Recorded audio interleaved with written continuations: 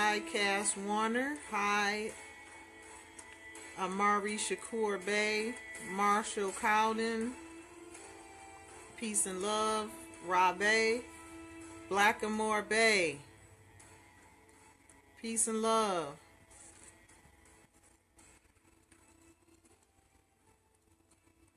Islamism.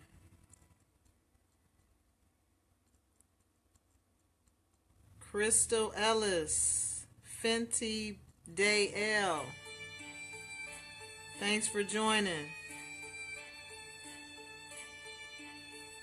Peace, my brother. What's going on, Rabe? Akil. What's going on, my brother? Making that crypto money. My brother in California, William. Amalong Bay. I'll be out there on the West Coast soon. Just getting prepared for this lecture. It's gonna be real deep today. I'm getting into some ancient history and metaphysics and ancient maps and some of the esoteric and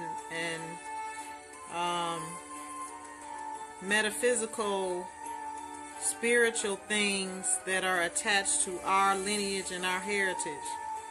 Hi, Auntie. You joining me? You want to learn some ancient knowledge? That's my Auntie, Consuela. We gonna get into some ancient stuff. Y'all ready? I love you too, my brother. We getting ready to drop the science on the time we are in. This is the rising of the kingdom of the Fez in the West. The empire of the Moors has risen.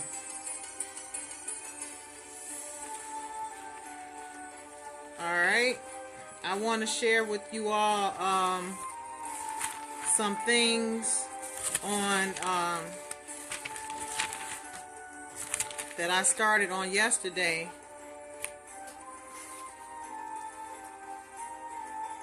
Hold on, let me turn this down. This is one of the ancient maps that I use in my documents. So when we talk about, let me see if I can turn this down real quick. So when we talk about moving in the Imperial language, this is real stuff. And they know it, and they know what time. When I say they, I'm talking about all of the entities, Jesuits, secret societies, the so-called Jews of today, who for centuries have prayed and meditated and do spiritual rituals against us to keep us from rising. Okay? That's why it's so important for us. See, these are all the lost books. They have all of our lost books. That's why they know the history, and they know the future, and they know what's been prophesied for us to come back and awaken and rise back to power. Because although certain empires were usurped at the time, our empire as Moors is attached to the land. So even though, and I'm sorry about this doggone phone, I need to get a better camera, but although we have titles and different things that are recognized, people recognize empires and a certain status and our titles of nobility. And in the past, they have been able to be usurped. In essence, all things must change and all things will change. One thing definitely in this life is change. But there is one change that they know cannot, it is absolute, that we are autonomous, autochthonous, Asiatic, aliens. We are the energy source on the planet, and the earth is ours by blood, DNA, and our structure. Our DNA structure is God-like compared to different beings, Caucasians that are born with a coccyx tail and webbed feet and different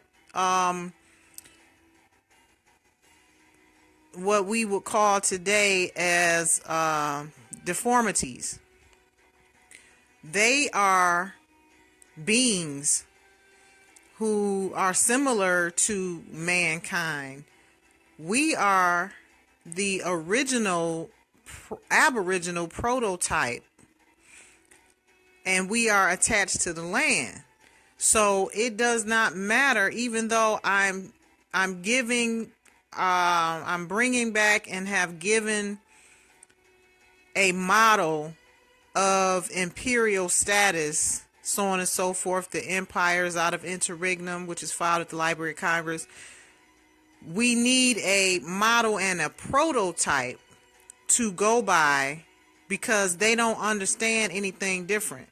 We as Aborigine will always be attached to the land, even if or when the next generations come behind me and decide they want to do something different. They may want to say, they may not want to call it empire. Nevertheless, we are and forever will be attached to the land. This is what we as Asiatic inhabitants need to know. So no matter what your DNA is on this continent, North, South, or Central America, Africa, wherever, the world is our oyster. The earth was given to us, the Asiatic, Aboriginal, autochthonous, autonomous, alien. And we are aliens in our own right. It's just a descriptive word, meaning we are different from any other being. And our ancestors came from the sky. They came from galactic presence. Okay? So the black fez that I showed and that I exhibit and that I wear is a representation of that. And all you Moors out there that are so full of religiosity and doctrine, who don't understand the cosmic effect and the power of your Asiatic sister, your Asiatic woman, it's time for you to wake up. Because this represents all that. Hold on, I lost the picture, y'all. Hold on. This right here is a representation of the black womb. First of all, let me start from the beginning. The black hole, which is in the cosmos. The black hole, the black womb, the quote-unquote black woman for descriptive purposes. We are Asiatic, we're not a color. And the black fez. That's it right there.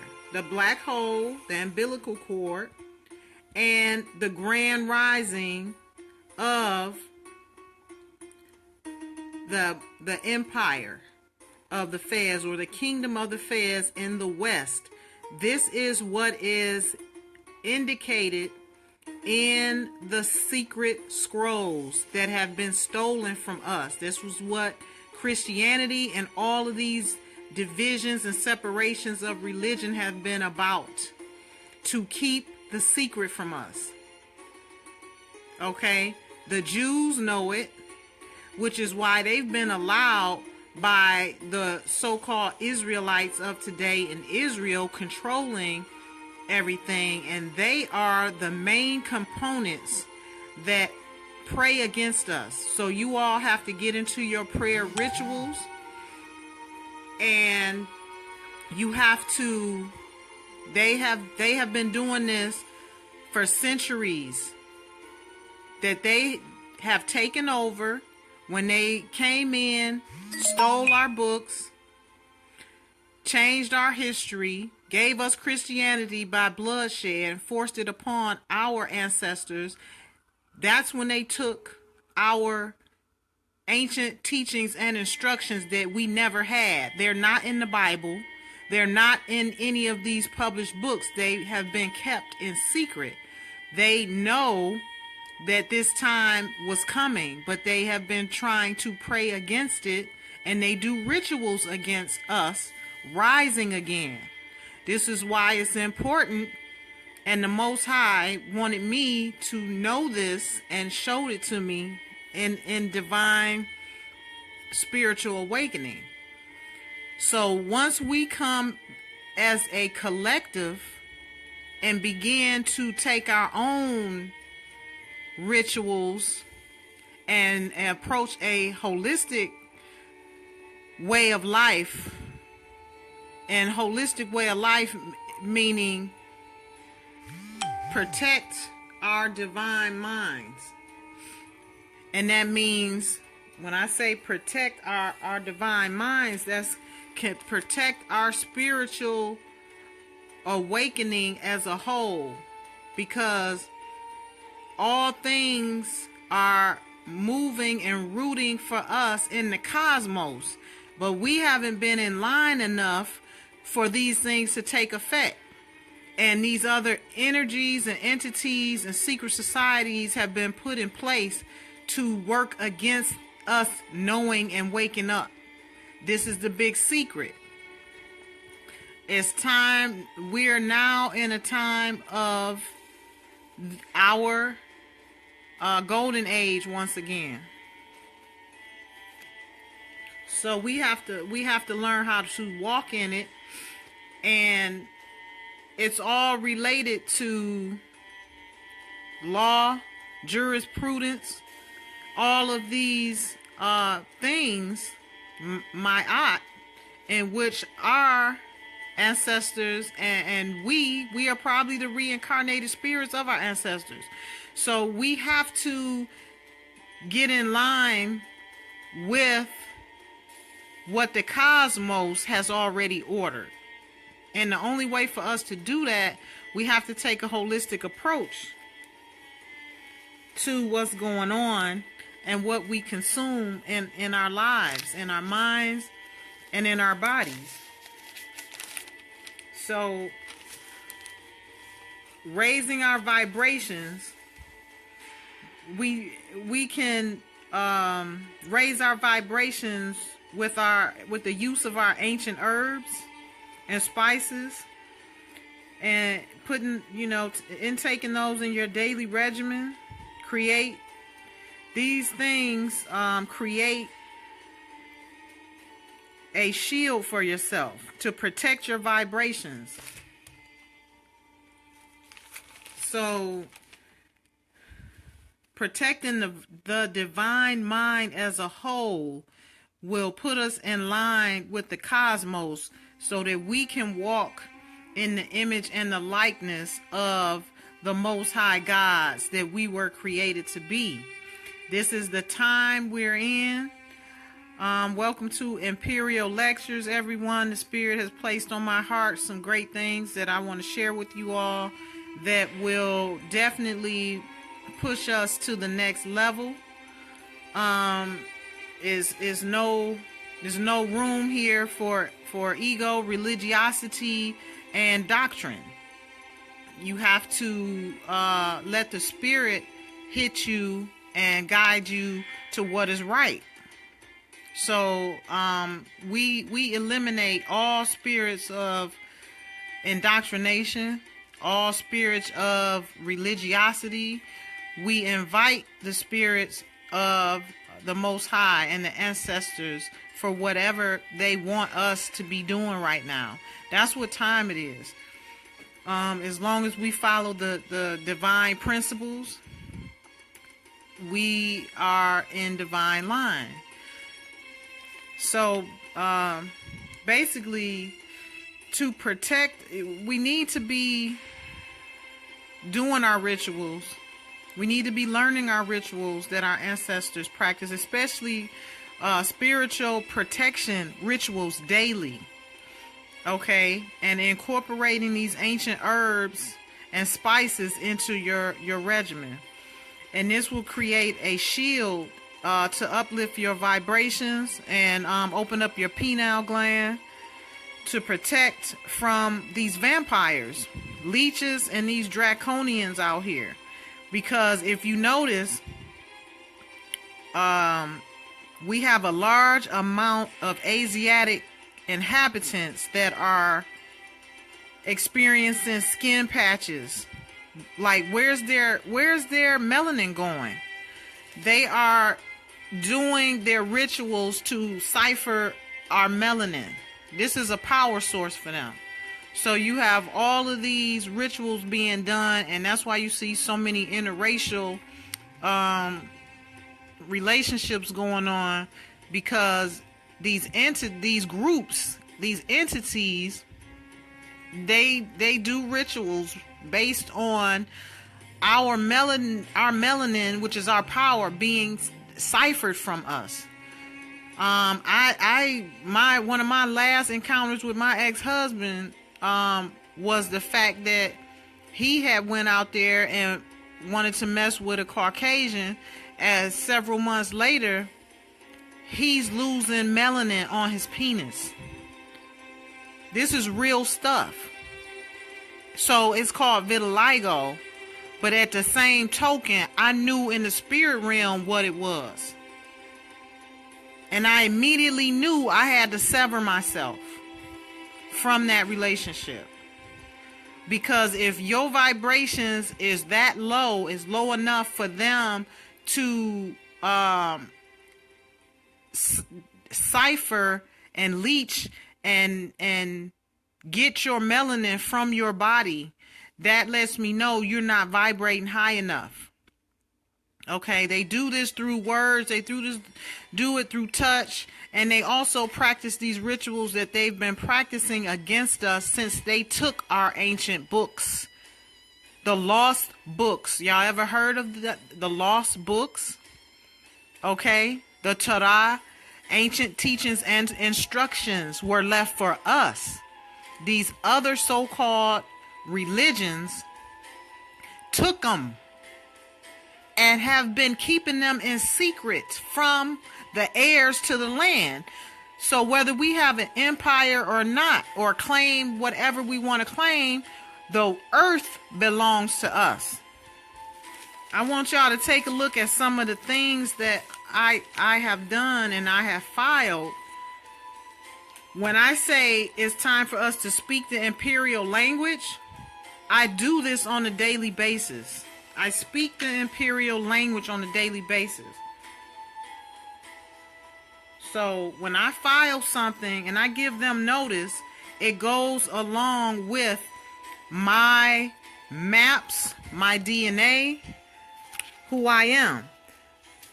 Okay? This is one way to move in imperial status. You put and as a creditor, I'm attached to the land, and I'm going to dominate them in commerce because I know how.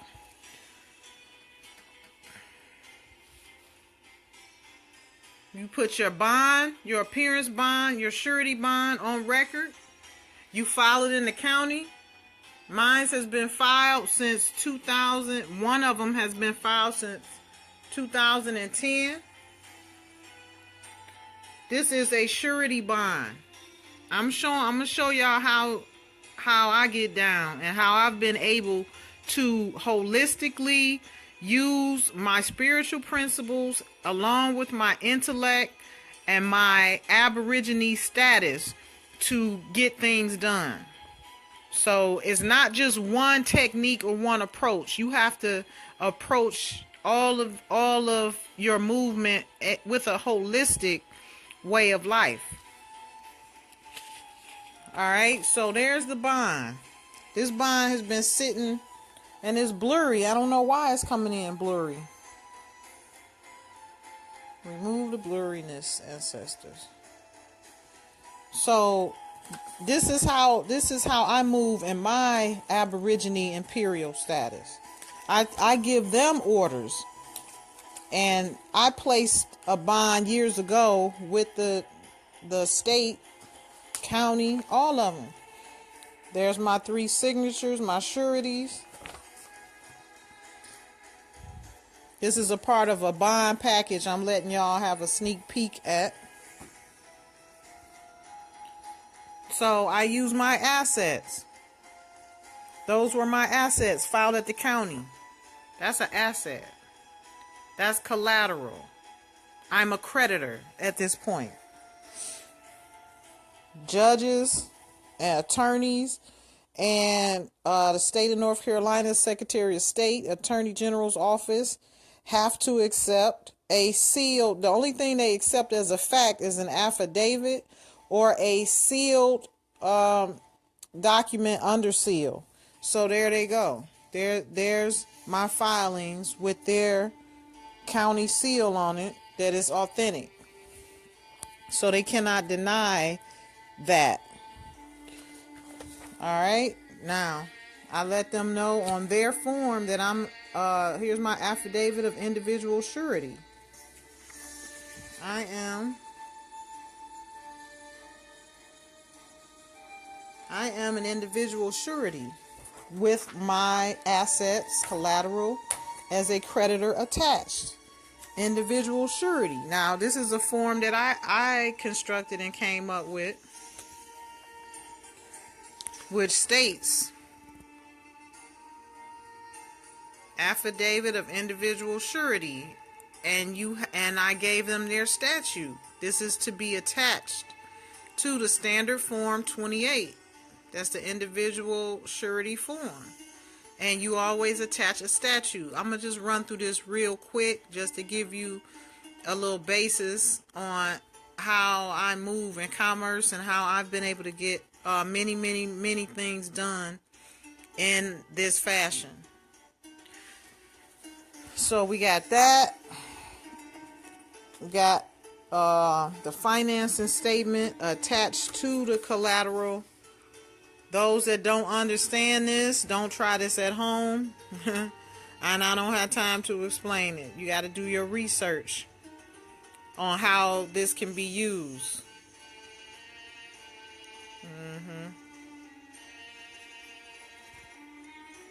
I will be deleting you, whoever you are. Will Copery, put them on camera. These agents be out here. Put them on camera. You hater. Put yourself on camera. So you send them a lawful notice affidavit form. Your affidavit cannot be rebutted. So this is one of the ways that I inform them, meaning the corporate fictions that are out here as imposters, posing as though they have titles of nobility, moving in the image and the likeness of the heirs with titles of nobility on our land, abusing their powers. Now, this is how I notice them. and this is a private conversation for my private friends that I choose to speak to. So the affidavit of actual and lawful and constructive notice and legal notice, cease and desist. I usually do more than one thing with one document. And once you know the maxims of law, you can always create your own forms. So this is for them. They know what it means. And by them, I mean the U.S. Corp and all their subsidiaries and political bodies that work in their favor. For the state of North Carolina, so-called beneficiary and their trustees. So when I say them, you know who I'm talking about.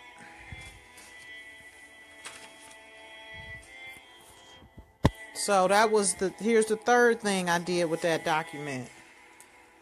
You always want to give them an opportunity to cure after you make your demand. So all of mine is in one document. This is my notice of intent to lien. So in the notice, I'm letting them know if they continue to violate me as an Aborigine or indigenous inhabitant on the land per their statute and my treaty, and also my attachments which attach me to the land. So this is an example of how I would do something. This is one of and this has been filed. This is one of our original maps. Okay, when the continents were connected. So there is evidence that Africa and the Americas were once connected. And there's been archaeological finds to support that. We have archaeological findings on this soil just as old and even older than on African soil. So that debunks the out of Africa theory that we have been taught. We have to understand that we are a holistic people on Earth, planet Earth. So let's stop limiting ourselves to just one continent, because we were never limited to just one continent. The Earth was given to us, and we were the first to occupy it. Dark-skinned Asiatics, whether they call themselves Moors or not. The earth belongs to us. It is written in ancient text scripts and in the King James version of the Bible. If you want to know more in-depth information, that's why it's important to study more than one school of thought. And here's another antiquitous map that I have used. These maps go back to antiquity. So when you're dealing with land and you're dealing with your Aborigine status, you want to add exhibits that attach you to the land and whatever claims that you're making. These maps are attached to my Aborigine claim to the land and the various regions that I have claimed. And like I always say, those that know the maxims of law and those that know how to move and operate will possess the land. And it's no joke. That's what time we're in. And my whole existence has been about this life that I'm moving in right now. And it's amazing that every day is a solidification of that fact, being from two teenage parents that I came through.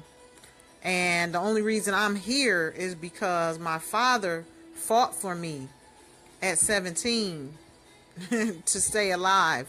So I've been a fighter to get this message out all, when I was in the cosmic realm. And I guess I chose that,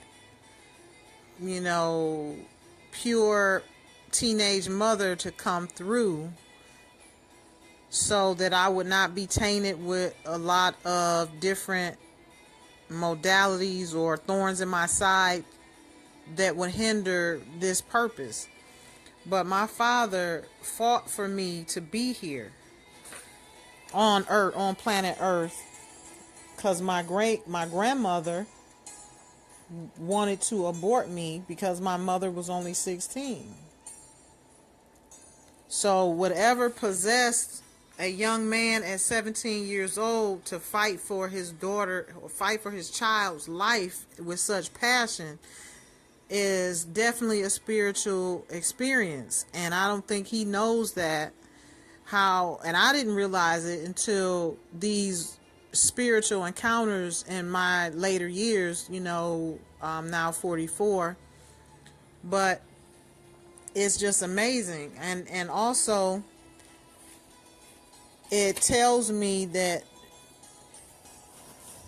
the cosmos does speak through us.